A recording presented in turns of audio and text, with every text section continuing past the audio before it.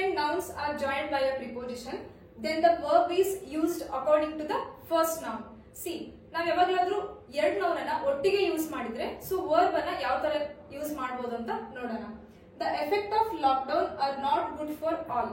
C, effect ಅನ್ನೋದು ಒಂದ್ noun, again lockdown ಅನ್ನೋದು ಕೂಡ ಮತ್ತೊಂದು ನೌನ್ ಆಗುತ್ತೆ. So this is called N1 noun 1 and this is called N2.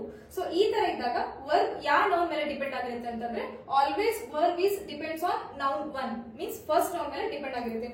So ಇಲ್ಲಿ ನಮಗೆ helping verb instead of are we can use is. Why? Because effect is a singular. So here we can use is, not are. In second example, my habits of childhood was very interesting.